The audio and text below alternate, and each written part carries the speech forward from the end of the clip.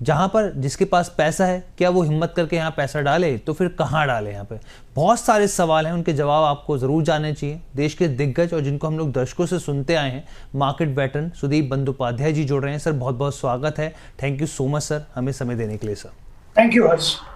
Sir सबसे पहला मेरा सवाल, मैं अभी सर वॉर के ऊपर नहीं जाता सर, मैं पहले उससे पहले की बात करता हूँ सर। अगर हम लोग देखें पिछले 7 साल से, तो सर एफडीआई नेगेटिव है सर। पहले बोला गया कि भाई अर्निंग अच्छी नहीं आ रही है, फिर ट्रम्प के टैरिफ आ गए सर। उससे पहले सरकार के सारे रिफॉर्म्स जो है वो मार्केट के लिहाज से देखें तो वो फेल हो गए सर। दुनिया में के बाज़ारों में जहाँ तेज़ी थी, हमारे बाज़ारों में प्रॉब्लम थी सर। मतलब समझाइए सर, प्रॉब्लम है क्या जो ख़त्म होने का नाम ही नहीं ले रही है?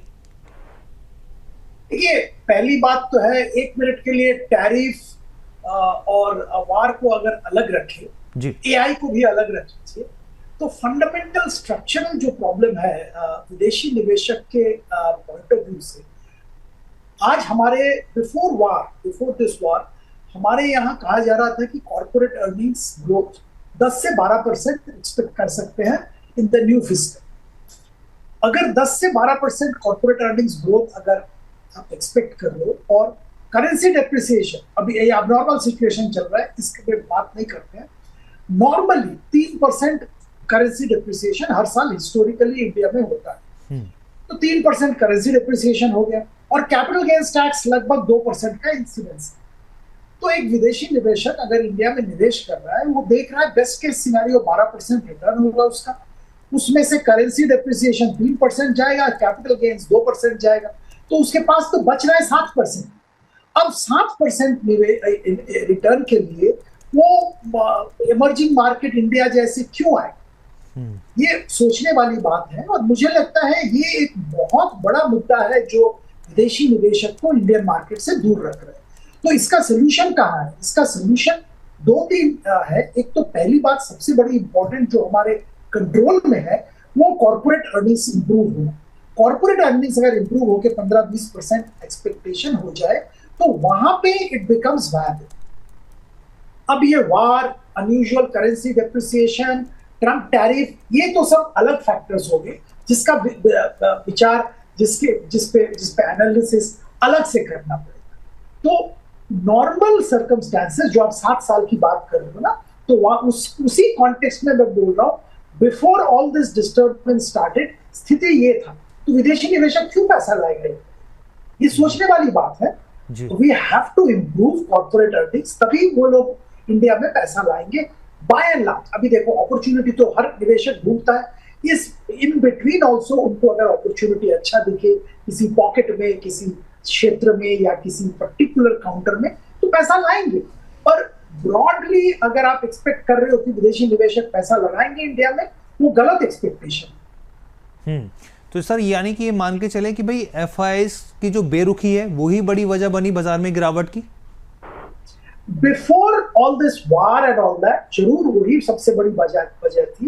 ये अगर आप देखें, लगभग 2024 के सितंबर अक्टूबर से ये जो गिरावट का सिलसिला चालू हुआ है, उसमें एफआईआईज ने एक बहुत बड़ा रोल प्ले किया है। बहुत जबरदस्त बिकवाली हुआ है, जिसलिए एफआईआईज का होल्डिंग आज इंडियन कॉर्पोरेट्स में ऑल टाइम लो के आसपास है। और हाँ, हमारे डोमेस्टिक इन्वेस्टर्स दम के पैसा लगाए हैं, एसआईपी फ्लो बहुत तगड़ा था। ये सब होने के बावजूद मार्केट एक लेवल से नीचे आ गया है, पर एक क्रैश नहीं हुआ मार्केट, क्योंकि डोमेस्टिक इन्वेस्टर्स इसमें पैसा बहुत लगाए। जी ठीक है सर, तो ये तो आपने क्लैरिटी दे दी। सर अब आते हैं युद्ध के ऊपर। सर किस डायरेक्शन में जाता हुआ दिख रहा है आपको युद्ध?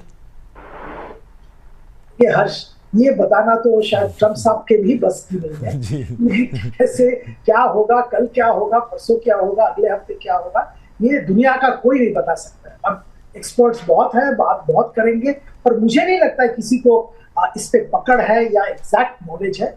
We have to take it as it comes. बहुत सारे पहलू हैं इसमें, बहुत सारे इश्यूज हैं, पर हमारी प्रार्थना, दुआ और एक्सपेक्टेशन यही होगा कि जल्द से जल्द ये वार खत्म हो जाए। क्योंकि अगर ऐसा माहौल चलता रहा, अगर अगला 2-3 हफ्ता और ऐसा चलता रहा, तो वर्ल्ड इकोनॉमी के लिए, ऑफ कोर्स इंडियन इकोनॉमी के लिए भी बहुत ही हानिकारक स्थापित होगा। बिल्कुल सर, और ऐसे में जो है व्लादिमीर पुतिन का भी एक बहुत इंपॉर्टेंट बयान आया कि भाई जिस तरह की स्थिति देखने को मिल रही है कोविड के लेवल के आसपास पे आके खड़े हो गए हम लोग। सर अब मैं कुछ आंकड़े दिखाना चाहूँगा दर्शक को बेसिकली जो ब्रोकरेजेस की कुछ रिपोर्ट आई है सर, उन्होंने जो टारगेट्स हैं अपने वो घटा दिए हैं यहाँ पर। अगर मैं सिटी को देखूं सर, तो पहले इन्होंने जो पुराना टारगेट था वो 28,500 का निफ्टी का टारगेट था, उसको घटा के 27,000 कर दिया है। गोल्डमैन सैक्स की बात करूं सर, 29,300 दिया गया था, वो 25,900 कर दिया। न्यूमरा की बात करें तो 29,300 था, वो 24,900 कर दिया गया है। बर्नस्टीन की बात करें, वो 26,000 से घटा के सीधा 20,000 कर दिया गया बेरिश केस में। ये 2026 के जो है वो टारगेट्स दिए जा रहे हैं।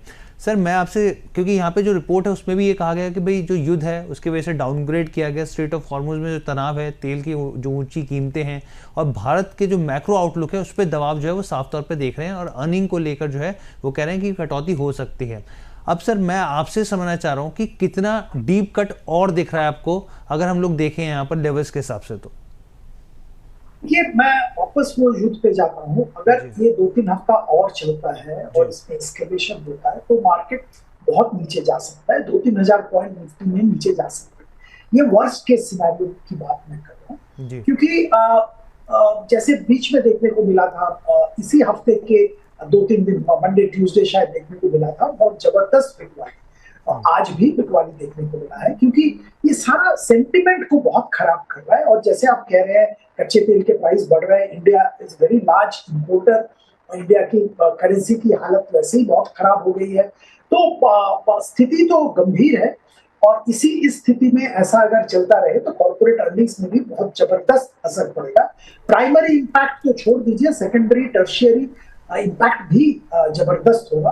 और वहां पे हम लोग को 22-23 हजार का लेवल भी देखने को, मतलब उसको भी तोड़ सकता है, 22,000 के लेवल भी तोड़ सकता है निफ्टी, तो उसके लिए तैयार रहना पड़ेगा। पर अगर युद्ध में विराम आता है, इम्प्रूवमेंट सिचुएशन में, स्थिति में सुधार आता है, तो मार्केट रिकवर भी बहुत जल्दी करेगा। क्योंकि एक चीज पे ध्यान रखिए, डोमेस्टिक इन्वेस्टर अभी भी मार्केट पे भरोसा रख के SIP कर रहा है। अभी मार्च के आंकड़े तो आएंगे बाद में, देखा अप्रैल में देखा जाएगा, पर फरवरी तक जबरदस्त SIP का इन्वेस्टमेंट होता रहा।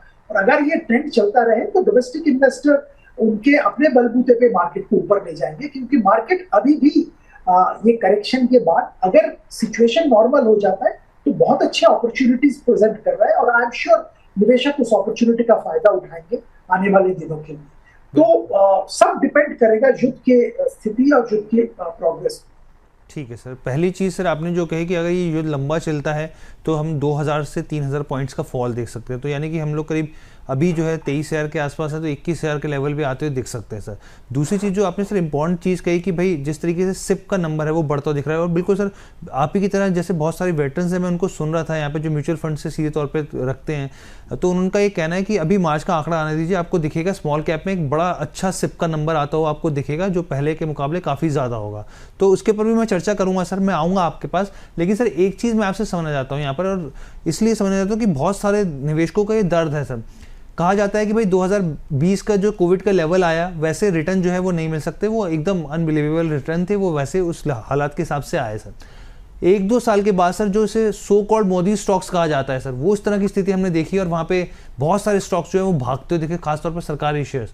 लेकिन आज तक सर वो भाव नहीं आया अभी तक, बहुत सारे जो निवेशक हैं वो उसमें फंसे हुए हैं सर। आपकी क्या सलाह रहेगी उनके लिए? देखिए, अगर आपने कुछ शेयर ऐसे अनरियलिस्टिक भाव पे लिया हुआ है तो मुझे तो लगता है अभी हड़बड़ा के कोई फायदा नहीं है, मार्केट की स्थिति नाजुक है, और मार्केट जब रिकवर करता है तो अनरियलिस्टिक वैल्यूएशन पे अगर आप किसी शेयर को लिया है वहां से एग्जिट लेना सही होगा। मार्केट में अपॉर्चुनिटी बहुत है, और रियलिस्टिक वैल्यूएशन पे अच्छे कंपनी के शेयर, इवन निफ्टी 50 के शेयर्स भी बहुत रियलिस्टिक वैल्यूएशन में आज के दिन में मिल रहा है। तो अगर आपने कुछ गलती किया है कभी तो उसको सुधार लेना चाहिए। वो गलती पे बैठ के वो उसके बारे में मतलब ब्रूड करके कोई फायदा नहीं होगा। मेरा स्कैन मानना तो ये है कि जब मार्केट थोड़ा बहुत रिकवर करे, जनरल मार्केट की स्थिति इंप्रूव हो, तब वो अगर आपने बहुत 50-60 के पी मल्टीपल पे कोई शेयर खरीदा है तो वहां पे जरूर रिव्यू करिए, और हो सके तो एग्जिट लेके रियलिस्टिक वैल्यूएशन पे शेयर खरीदिए। ठीक है सर, तो आपने जो ये बात की, बल्कि मैं आऊँगा, आपने कहा कि भाई निफ्टी 50 कुछ शेयर्स हैं जो काफ़ी अच्छे वैल्यूएशन पे, तो उसके ऊपर हम लोग चर्चा करेंगे सर। लेकिन इसी का एक निफ्टी 50 के शेयर पे मैं बात करना चाहूँगा क्योंकि काफ़ी इंपॉर्टेंट है स्थिति। सरकार की तरफ से जो फैसले लिए जा रहे हैं, मैं रिलायंस की बात कर रहा हूँ सर। सरकार ने जो है बेसिकली डीजल और एविएशन टर्बाइन फ्यूल जो ATF है उसके ऊपर अतिरिक्त ड्यूटी लगा दी है, जिसका सीधा असर हम लोग देख रहे हैं कि ऑयल रिफाइनिंग जो कंपनियाँ हैं उसके ऊपर देखने को मिलेगा। शेयर भी 4 से 5% हमने पिछले कुछ समय में लगातार, आज भी शुक्रवार को भी टूटता हुआ दिखा है यहाँ पे। मैं आपसे समझना चाहता हूँ, दर्शकों को भी हम लोग ये बताएं बेसिकली कि रेवेन्यू फ्यूल जो होता है, कंपनी जो होती है वो एक्सपोर्ट से यहाँ पे कमाई होती है यहाँ पे, और खासतौर पे जो रियलाइजेशन होता है, ग्रोस रिफाइनिंग मार्जिन होते हैं, उस पर इम्पैक्ट साफ तौर पे देखने को मिलता है, कमाई पर दबाव आता है। सर कैसे देखा जाए इस फैसले को, और क्या आपको लग रहा है कि एक लंबा जो स्थिति है पेन के हिसाब से यहाँ पे रिलायंस में देखा जा सकता है, क्या यहाँ पे एक अपॉर्चुनिटी है एक्यूमुलेट करने की, या फिर आज के दिन में जो स्थिति है बहुत ही नाजुक है, वोलेटाइल है, तो ये स्थिति पे कोई डिसीजन लेना सही नहीं होगा, पर्टिकुलरली कंसीडरिंग ऑयल में तो अभी कोई डिसीजन नहीं लिया जा सकता है। सरकार की तरफ से कोशिश हो रहा है ताकि जो रिफाइनिंग जो मार्केटिंग कंपनीज है उनका लॉस थोड़ा कम किया जाए, इसीलिए एक्साइज में छूट दिया गया है और पेट्रोल पंप में प्राइसेस ना बढ़े, क्योंकि सीधी बात है 4 बड़े स्टेट में इलेक्शन है तो गवर्नमेंट कांट अफोर्ड इस माहौल में पेट्रोल डीजल प्राइसेस बढ़ाना। पर रिलायंस स्पेसिफिकली अगर बात करें तो यहाँ पे बहुत सारे पॉजिटिव ट्रिगर्स भी आने वाले हैं। आपको जानकारी तो है ही, जियो के IPO की जबरदस्त तैयारी हो रही है और बहुत जल्द वो IPO आने वाला भी है, अच्छा खासा वैल्यूएशन पे, और उसके जरिए एक अच्छा वैल्यू अनलॉकिंग का अपॉर्चुनिटी रिलायंस इंडस्ट्रीज को मिल रहा है। खुद शायद रिलायंस इंडस्ट्रीज की तरफ से कोई शेयर में बिकवाली नहीं देखने को मिलेगा, पर वैल्यूएशन जरूर टिका होगा इस जैसे ही जियो का IPO आएगा बाजार में। इसके साथ साथ बाकी जो बिजनेस है, जैसे रिटेल की बात करें या ग्रीन एनर्जी की बात करें, वहां पे अच्छा खासा कामकाज चल रहा है। और जैसे सब जानते हैं कि ये ट्रेडिशनल एनर्जी पे बहुत प्रेशर है, क्योंकि ये स्ट्रेट ऑफ हॉर्मुज को लेके जो दिक्कतें आ रही है ट्रांसपोर्ट को लेके, और इस माहौल में ग्रीन एनर्जी का इंपॉर्टेंस और भी बढ़ रहा है। तो मुझे लगता है Reliance green energy, Reliance alternate energy का जो बिजनेस है वहां पे आने वाले दिनों में और भी ट्रैक्शन देखने को मिलेगा। और मैं ये बिल्कुल मानता हूं कि रिलायंस जैसे कंपनी अगर नीचे भाव में किसी को मिल जाए तो लंबी अवधि के लिए उसको लेके रखना चाहिए अपने पोर्टफोलियो के हिसाब से। ठीक है सर, यानी कि सर की तरफ से ये राय आ गई कि भाई रिलायंस में मौका है, इसको मौके को बनाया जाए, खरीदारी की जाए यहाँ पर। अब मैं सर, क्योंकि आप कहते हैं कि काफ़ी जगह पर जो है वैल्यूएशन के मौके, वैल्यू बाइंग के मौके हैं सर। अगर मैं निफ्टी 50 की बात करूँ तो सर मैं कुछ डाटा देख रहा था, रिसर्च देख रहा था, जैसे ट्रेंड है सर 40% अपने हाई से, बल्कि उससे ज़्यादा से अपने हाई से टूटा हुआ है। इंडिको 37 से 38% से ज़्यादा की गिरावट देखने को मिल रही है अपने 52 वीक हाई से। ITC है, TCS है सर, विप्रो है, अदानी एंटरप्राइजेज है, मारुति एशियन पेंट जैसे हैं, जो मतलब करीब आप समझिए कि 25% से ज़्यादा की गिरावट है 52 वीक हाई से सर। कहाँ सर आप देख रहे हैं? और मेरे सवाल मतलब ऐसे अगर मैं घूम के पूछूं कि किसी के पास पैसा है और हिम्मत भी है, हौसला भी है सर मार्केट में निवेश करने का, तो वो कहाँ करे सर?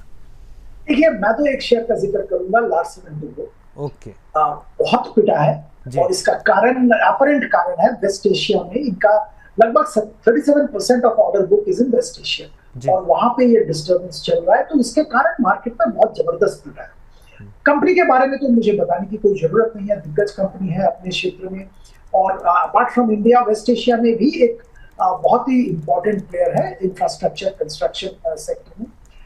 कंपनी की तरफ से बयान आया है कि 95% ऑफ वेस्ट एशिया की जो साइट्स हैं वहां पे नॉर्मल कामकाज चल रहा है।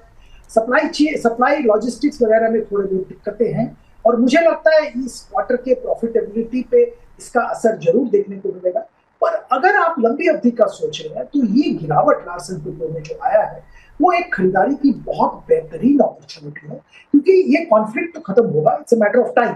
3 हफ्ते में खत्म हो, 2 हफ्ते में हो, 1 हफ्ते में हो, कहीं ना कहीं तो ये कॉन्फ्लिक्ट खत्म होगा, और तब इनके जो कंस्ट्रक्शन साइट्स है वहां पे तो काम चलेंगे, क्योंकि इंफ्रास्ट्रक्चर एक बहुत ही बेसिक नेसेसिटी है।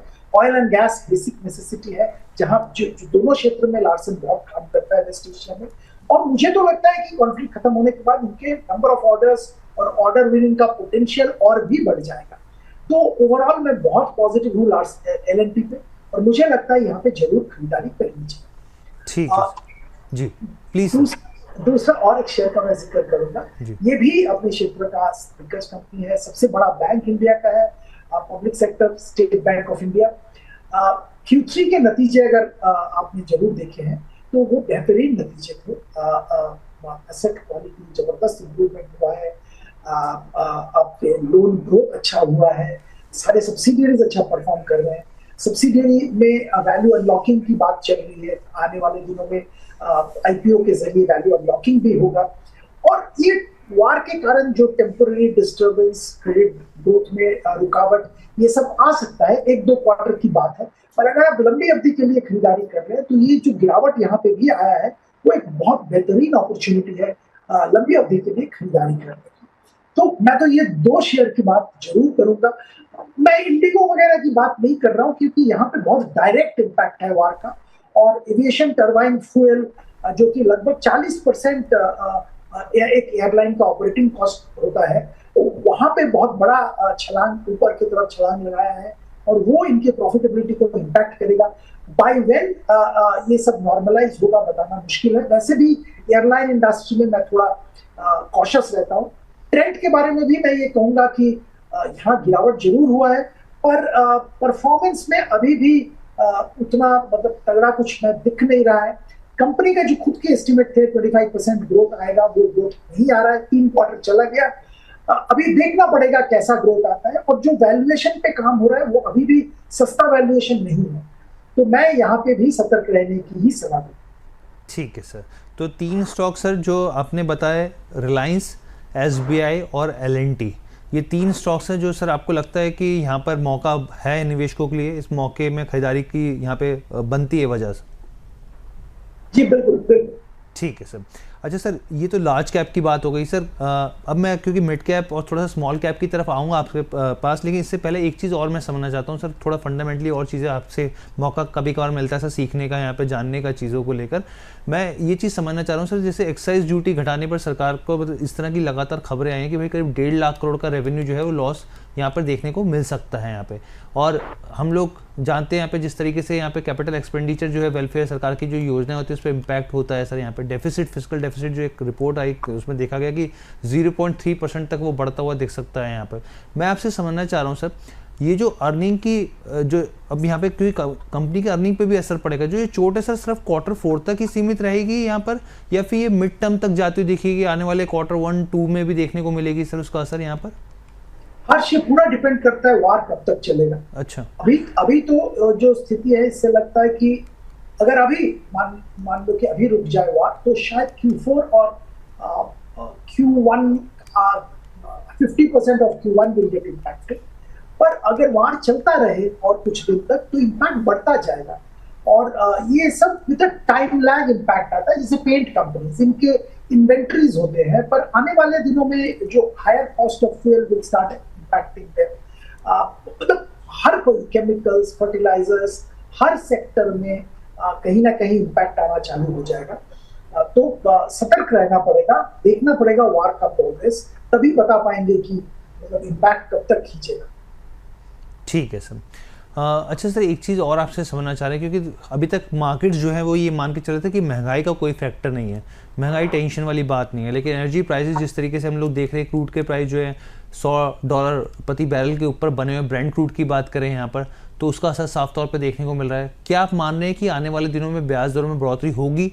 अगर होगी तो सर फिर सरकारी बैंकों को किस नज़रिए से यहाँ पर लेना चाहिए, क्योंकि पीछे काफ़ी अच्छा पैसा बना था यहाँ पर? और साथ में क्या आप रुपये का भी सर मान के चल रहे हैं कि 95 का लेवल टूट जाएगा यहाँ पे आने वाले दिनों में? क्या कि स्थिति अगर ऐसा चलता रहे तो करेंसी तो डेप्रिशिएट करता ही रहेगा। हमारी जो deficit, capital deficit, current account deficit अगर बात करें तो सबसे बड़ी प्रॉब्लम है एफडीआई का। ये एफआईआईज का फ्लो की इश्यू सिर्फ नहीं है, हमारे यहाँ एफडीआई, फॉरेन डायरेक्ट इन्वेस्टमेंट बहुत कम आ रहा है compare to lot of other Asian countries and other countries in the world. हमारे यहाँ एफडीआई अनफॉर्चुनेटली अभी भी मतलब ब्यूरोक्रेटिक डिलेज बहुत जबरदस्त होता है। एक एग्जाम्पल के तौर पे बताऊंगा, फाइनेंशियल सर्विसेज क्षेत्र, जिस क्षेत्र में हम लोग काम करते हैं, अभी पिछले दिनों में कुछ एफडीआईज का ऐलान किया गया था Shriram Finance, RBL Bank, Sammaan Capital, ऐसे कुछ कंपनीज में जो दिग्गज ग्लोबली मतलब marquee names, they wanted to invest in these companies. अब इसमें भी इतना टाइम हम लोगों को अप्रूवल देने में लगता है कि लोग, सामने वाले जो इन्वेस्ट करने वाले हैं, वो थक जाते हैं। मतलब हम इन्वेस्ट करना चाहते हैं, हम वर्ल्ड बैंक, हम इंटरनेशनल फाइनेंशियल कॉर्पोरेशन है, हम ब्लैकस्टोन है, हम एक ग्लोबली एस्टैब्लिश्ड बैंक है, ये अप्रूवल के लिए भी मतलब amount of time required, amount of bureaucratic paperwork required is amazing, and this actually hinders foreign direct investment in a big way. तो ये फॉरेन डायरेक्ट इन्वेस्टमेंट को लाना बहुत जरूरी है हमारा फिस्कल बैलेंस मेंटेन करने के लिए, और मुझे लगता है सरकार की तरफ से इस पे काम करना चाहिए और बहुत बहुत जबरदस्त काम होना चाहिए। एक्चुअली जैसे कहा जाता है, बहुत सारे कंट्रीज में होता भी है, रेड कारपेट उनके लिए, जो फॉरेन इन्वेस्टर्स हैं जो निवेश करना चाहते हैं कंट्री में, उनके लिए रेड कारपेट बिछाना चाहिए। जो कैपिटल मार्केट में निवेश करते हैं एफआईआईज, वो तो आएंगे, अपॉर्चुनिटी मिलेगा, आएंगे। मैंने आपको वो कैलकुलेशन दिखाया कि ये हो रहा है तो वो नहीं आ रहे, अगर कैलकुलेशन इंप्रूव हो जाएगा तो वो आएंगे। वो तो ट्रेडर्स हैं, वो ट्रेडर इन्वेस्टर हैं। पर जो निवेशक, जो फैक्ट्री लगा रहे हैं, जो कंपनी में निवेश कर रहे हैं, परमानेंटली आ रहे हैं, कैपिटल डाल रहे हैं, उनके लिए तो रेड कारपेट होना चाहिए ना। तो वो नहीं हो रहा है हमारे यहाँ, और अनफॉर्चुनेटली ये एक बहुत बड़ी मतलब शॉर्टकमिंग है हमारे जो गवर्नेंस स्ट्रक्चर का। इसके कारण हमारे यहाँ एफडीआई बहुत कम आ रहा है, उसको बढ़ाना पड़ेगा, उसमें रेड कारपेट आपको बिछाना पड़ेगा उसके लिए, तभी आपका करंट जो फिस्कल डेफिसिट सही मायने में कंट्रोल में आएगा और करेंसी भी मजबूत हो। ठीक है सर, बहुत इंपॉर्टेंट पॉइंट रखा सर आपने यहाँ पर, और ये चीज़ समझनी चाहिए। अगर हमारे इस इंटरव्यू के ज़रिए अगर मैसेज कन्वे हो सके तो बहुत अच्छी बात है यहाँ पर, और उसका असर ज़रूर दिखे यहाँ पर। सर एक और चीज़ मैं आपसे समझना चाहता था, क्योंकि आपने कुछ इंपॉर्टेंट स्टॉक्स के बारे में बताया यहाँ पर, जो आपकी तरफ से यहाँ पर राय है कि भाई ये ऐसे में एक्यूमुलेशन का मौका है। सर कुछ मैं मिड कैप और स्मॉल कैप की स्थिति भी दिखाना चाह रहा था एक बार, क्योंकि बहुत सारे स्टॉक्स हैं सर, वो भी जो अच्छे स्टॉक्स हैं मिड कैप में भी, वहाँ पे भी सर काफ़ी पिटाई हुई। करीब डिक्सन जैसे शेयर भी सर काफ़ी ज़्यादा पिटे हैं यहाँ पर, करीब 40% से ज़्यादा की गिरावट है। सुजलॉन की तो हम लोग बात ही सर लगातार करते आए हैं यहाँ पर, तो उसकी तो लगातार काफ़ी गिरावट है, रिटेल का काफ़ी ज़्यादा हिस्सेदारी है। कोफोर जैसे शेयर्स में, जुबिलेंट फूड्स है, इसके अलावा भी सर बहुत सारे जो स्टॉक है, एसबीआई कार्ड्स जैसे हैं, तो बहुत सारे ऐसे स्टॉक्स हैं सर ये निफ्टी मिड कैप के होगा। अगर स्मॉल कैप की तरफ भी बढ़े यहाँ पर, अगर आप पहला स्टॉक को भी हम लोग छोड़ दें आर पावर को, क्योंकि उसमें कुछ और बहुत तरह की चीज़ें हैं, उसमें हम नहीं जाते हैं यहाँ पर, लेकिन सर न्यूजन सॉफ्टवेयर जो सॉफ्टवेयर कंपनीज स्टॉक्स है, या 5 स्टार है, आइनॉक्स विंड जैसे स्टॉक्स हैं, सर आपका रुझान कहीं है यहाँ पर कि भाई मिड कैप और स्मॉल कैप में भी है यहाँ पे मौके? और खासतौर पे जो मैं वही आपसे शुरुआत में पूछना ही चाह रहा था कि सर स्मॉल कैप को लेके इस तरह की खबरें हैं, रिपोर्ट्स चल रही हैं कि भाई मार्च में जो इन्फ्लो है वो काफ़ी अच्छा आ सकता है, क्योंकि बाजार में गिरावट में एक मौके के तौर पर निवेशकों ने पैसा जो है वो झोंका है स्मॉल कैप में। आपकी तरफ से सर क्या प्रतिक्रिया रहेगी इस पर? देखिए, अपॉर्चुनिटी जरूर है, और ये गिरावट में अपॉर्चुनिटी जरूर बना है। और एसआईपी स्मॉल कैप में कितना आएगा ये तो म्यूचुअल फंड वाले ही बता पाएंगे, क्योंकि वो काम कर रहे हैं। मैं तो जब नंबर बाहर आएगा तभी उस पर कमेंट कर पाऊंगा। पर मैं एक चीज जरूर कहना चाहूंगा कि अपॉर्चुनिटी बहुत है। आपने कुछ शेयर्स के जिक्र किए हैं, पर इसके अलावा भी कंज्यूमर ड्यूरेबल क्षेत्र का एक कंपनी का मैं जिक्र जरूर करूंगा, यूरेका फोर्स।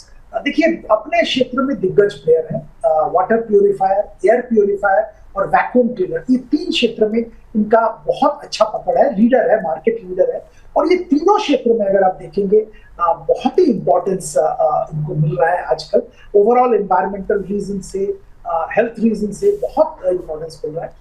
मैनेजमेंट चेंज होने के बाद एफिशिएंसी बहुत बड़ा है, और मैं मानता हूँ कि यहाँ पे थोड़ा बहुत करेक्शन भी हुआ है इस वार के चक्कर में, तो यहाँ पे मुझे तो लगता है जरूर खरीदारी करनी चाहिए लंबी अवधि के लिए। ठीक है। आईटी क्षेत्र के जो दिग्गज कंपनीज हैं, उसके अलावा भी जो mid cap small cap companies हैं, वहाँ पे कोफोर्ज हमारा पसंदीदा शेयर है। एआई के जरिए जो डिसरप्शन हो रहा है उसमें बहुत सारे कंपनीज अफेक्ट हो रहे हैं, पर कोफोर्ज एक ऐसा कंपनी है जिन्होंने एक बहुत बड़ा company, AI related company acquire भी किया है, और खुद भी एआई रिलेटेड सर्विसेज में अच्छी तरह से घुस गए हैं। तो मुझे लगता है कोफोर्ज वैल्यूएशन के लिहाज से भी अट्रैक्टिव है, तो मुझे लगता है लंबी अवधि के लिए कोफोर्ज में भी खरीदारी की जा सकती है। ये डिक्सन, कीन्स और ये सारे ईएमएस कंपनीज जो है, गिरावट तो जबरदस्त हुआ है और कुछ हद तक होना भी चाहिए था, क्योंकि इनके वैल्यूएशन बहुत अनरियलिस्टिक लेवल पे था। पर 30-40% ग्रोथ CAGR पॉसिबल है यहाँ पे। और ये जो प्रेस नोट 3 सरकार की तरफ से रिलैक्स करने की बात चल रही है, कुछ हद तक किया भी है, उसके जरिए जो चाइनीज जो बड़े मैन्युफैक्चरर्स हैं उनके साथ टाई अप, उनके साथ पार्टनरशिप पॉसिबल हो रहा है। और ये फैसिलिटेट सरकार की तरफ से अगर किया गया है तो डिक्सन, जिन्होंने ऑलरेडी एक पार्टनरशिप अनाउंस कर दिया है, विवो के साथ इनका अप्रूवल के लिए पड़ा हुआ है जो पार्टनरशिप प्रपोजल, अगर ऐसे अप्रूवल्स इन लोगों को मिलते रहे तो मुझे लगता है यहाँ पे एक अपॉर्चुनिटी बन रहा है लंबी अवधि के लिए डिक्सन जैसे कंपनीज में। ठीक है सर, तो सर ने तो पूरा पोर्टफोलियो एक तरीके से तैयार करवा दिया हमारे दर्शकों का सर। इसमें सारे स्टॉक्स जो इम्पोर्टेंट आपको लगते हैं, यहाँ पे यूरोका फॉर्ब्स हो गया, कोफोर्ज हो गया, रिलायंस हो गया, यहाँ पे SBI हो गया, LNT हो गया, तमाम स्टॉक्स आपने बता दिए सर। तो इसमें सिप करके भी मौका हो सकता है, यहाँ पे सिप भी की जा सकती है बीच बीच में यहाँ पे? बिल्कुल बिल्कुल की जा सकती है। और मैं तो ये कहूँगा कि मान लीजिए किसी ने हमारे ये शो देख लिया और उसके बाद तुरंत जाके मतलब मंडे मॉर्निंग ये सब खरीदने की जरूरत नहीं है, आप थोड़ा थोड़ा करके खरीदिए। क्योंकि जैसे मैं बार बार कह रहा हूँ, वेस्ट एशिया का वार रिलेटेड जो अनसर्टेनिटी, वोलेटिलिटी, प्राइस करेक्शन, उसमें कोई कमेंट नहीं कर पाएगा। कोई भी विशेषज्ञ, कोई भी विश्लेषक आप ले आइए, वो जो भी होगा एक गेसवर्क ही हो। तो मेरी सलाह तो ये होगी कि अगर आपके पास कैश पड़ा हुआ है और आप निवेश करना चाहते हैं तो थोड़ा थोड़ा करके, थोड़ा लार्सन ले लीजिए, थोड़ा SBI ले लीजिए, थोड़े बाकी शेयर्स के जिक्र मैंने किए हैं, थोड़ा थोड़ा करके लीजिए। मंडे कुछ लीजिए, फिर शायद ट्यूसडे मार्केट हॉलीडे है, फिर बुधवार को कुछ लीजिए, थोड़ा थोड़ा करके स्प्रेड आउट करके खरीदारी कीजिए। ठीक है, मतलब बाजार में बाय ऑन डिप्स का मौका है तो सर यहाँ पे इस मौके को लपक लेना चाहिए। ठीक है सर। अच्छा सर, एक सेक्टर जो सबसे ज़्यादा पेन में मुझे दिखा सर, रियलिटी सेक्टर सर। मतलब मैं दिल्ली में प्राइजेस देख रहा था, 15,000 स्क्वायर फीट के आसपास जो है बहुत सारी जगह पे चल रहे हैं सर, और वॉल्यूम जो है बेसिकली वो है नहीं सर। अभी अगर हम लोग निफ्टी रियलिटी को देखें, आपको क्या लग रहा है, अंदर थ्रेट और भी बाकी है सर इसमें अभी? देखिए, ये सेक्टर बहुत ही, जो सेकेंडरी इम्पैक्ट की बात कर रहा था ना वार का, वो सेकेंडरी इम्पैक्ट यहाँ पे आ रहा है। एक तो कंस्ट्रक्शन में प्रॉब्लम आ रहा है क्योंकि टाइल्स कंपनीज ने मैन्युफैक्चरिंग बंद कर दिया है, मोरबी के सारे यूनिट्स बंद हो गए हैं बिकॉज गैस नहीं मिल रहा है, तो उनके लिए कंस्ट्रक्शन में डिले होगा, कंस्ट्रक्शन में प्रॉब्लम होगा। दूसरा, बाजार में और सबसे तरह इतना अनिश्चयता है, इकोनॉमी में दबाव है, तो लोग पैसा खर्चा करने से पहले 10 बार सोचेंगे। तीसरी बात है, NRIs बहुत एक बड़ा सेगमेंट है जो कि प्रॉपर्टी इंडिया में हाई एंड प्रॉपर्टीज भी खरीदते हैं, तो वो अभी शायद थोड़ा रुक जाएंगे प्रॉपर्टी खरीदने से पहले। तो ये सारे जो इश्यूज हैं, ये रियल एस्टेट सेक्टर को दबाव में रखेगा और ये कुछ देर तक ये दबाव चलेगा। और जब तक वार का स्थिति क्लियर नहीं होता है, तब तक मुझे लगता है कि रियल एस्टेट सेक्टर से दूर रहना चाहिए। पर अब रही बात की आपके पोर्टफोलियो बनाने की, कोई अच्छा रियल एस्टेट कंपनी, जैसे मैं DLF का जिक्र करना चाहूंगा। DLF लैंड बैंक, इतना जबरदस्त लैंड बैंक है इनके पास कि अगला 20-30 साल वो लैंड बैंक यूज करके they will be able to definitely do well. अब ऐसा हो सकता है कि एक साल परफॉर्मेंस अच्छा नहीं होगा, दबाव रहेगा, पर आने वाले दिनों में अगर आपने लंबा व्यू लिया है तो डिप का अपॉर्चुनिटी देख के DLF में जरूर खरीदारी कर सकते हैं। सिमिलरली और भी रियल एस्टेट कंपनीज हैं जिनके पास स्ट्रॉन्ग मैनेजमेंट है, लैंड बैंक है, बैलेंस शीट अच्छा है, वहां पे सिमिलर स्ट्रेटजी ले सकते हैं। पर ये कभी भी एक्सपेक्ट मत करना कि बहुत जल्दी कुछ बहुत बड़ा रिकवरी होने वाला है। ठीक है सर, ये आपने क्लैरिटी दी सर। ऐसे जैसे आपने बड़ी अच्छी चीज़ बताई यहाँ पे कि DLF जैसे शेयर की तरफ जो आपने पूरा अपना नजरिया रखा, लेकिन सर आपके रडार पे क्या कुछ और भी ऐसे स्टॉक हैं जो आपको लगता है कि अभी भी भाई फ्रॉथ यहाँ पर बाकी है, कम से कम यहाँ से तो दूरी बना के रखी जाए, या फिर सेक्टर्स हैं कुछ ऐसे और सर? देखिए, सेक्टर्स जैसे मैं डिफेंस और रेलवे का जिक्र करूँ, सेक्टर बहुत अच्छा है। और जैसे हम जानते हैं कि ये जो वार वगैरह की स्थिति होती है, इस पे डिफेंस कंपनीज के डिमांड और बढ़ जाते हैं। पर अनफॉर्चुनेटली यहाँ पे जो डिफेंस कंपनीज हैं, पर्टिकुलरली गिने चुने जो सरकारी डिफेंस कंपनीज हैं, वहाँ पे वैल्यूएशन एक लेवल पे, अनरियलिस्टिक लेवल पे कामकाज कर रहा है कि अभी भी रेकमेंड करने के लिए मैं थोड़ा हिचकिचाता हूँ। मुझे नहीं लगता है कि इस वैल्यूएशन पे वहाँ पे एंट्री लेना चाहिए। सिमिलर सिचुएशन ये सारे रेलवे कंपनीज के लिए भी है। तो यहाँ पे भी मतलब कंपनीज ठीक है, बिजनेस अच्छा है, आने वाले दिनों में बिजनेस और बढ़ेगा, पर वैल्यूएशन ठीक नहीं है। तो यहाँ पे अभी भी मुझे लगता है थोड़ा। ठीक है, तो सर एक चीज़ जैसे आपने यहाँ पे बॉन्ड बात की, सर रेलवे शेयर्स में क्या किया जाए? डिफेंस में तो सर ये थ्योरी कही जाती है कि भाई जिस तरीके से जियो पॉलिटिकल इशू कंसर्न जो होते हैं वो लगातार पैदा होते हैं, तो ऐसे में इन कंपनियों की डिमांड खत्म नहीं होगी। लेकिन सर रेलवे की स्थिति ठीक है, सरकार का बहुत मेजर यहाँ पे पोर्शन होता है, इससे सरकार जो है काफ़ी एग्रेसिवली बढ़ रही है यहाँ पे तमाम चीज़ों को लेके। लेकिन अभी भी सर अगर मैं रिजल्ट्स भी देखूँ पिछले क्वार्टर के भी, तो बहुत ज़्यादा सर निराशाजनक रहे हैं यहाँ पर। जिन लोगों ने बड़े ऊपर भाव में खरीदे हैं और आज स्टॉक 40-45% नीचे आ गए हैं सर, उनको क्या करना चाहिए? क्या उनको नुकसान से अब जो है थोड़ा जो कहते हैं दिल मजबूत करके निकल जाना चाहिए यहाँ पर? मैंने ये पैसे पहले ही आपको बता रहा था मैं कि देखिए, आपने अगर गलत वैल्यूएशन पे कोई शेयर ले लिया तो वहां से एक बार दिल थाम के निकल जाना चाहिए। अब मैं ये जरूर कहूंगा कि मंडे मॉर्निंग मार्केट की स्थिति है, मार्केट गिर रहा है, इस माहौल में मत निकलिए। आपने लिया है, अभी थोड़ा रुकिए, एक बार मार्केट थोड़ा रिकवर करे। मार्केट जरूर रिकवर करेगा। जब मार्केट एक नॉर्मल लेवल पे कामकाज करेगा तब आप अपॉर्चुनिटी देख के एग्जिट करिए, क्योंकि मुझे नहीं लगता है कि वो वैल्यूएशन आने की संभावना बहुत चलती है। ये अनरियलिस्टिक मल्टीपल है। एक क्या हो रहा था हर्ष कि इनको ऑर्डर्स मिल रहे थे और जैसे जैसे ऑर्डर मिल रहा था वैल्यूएशन ऊपर जा रहा था। अब ऑर्डर मिलना और उसको एग्जीक्यूट करके balance sheet profit and loss में उसका रिफ्लेक्शन लाना एक बहुत लंबा वक्त है।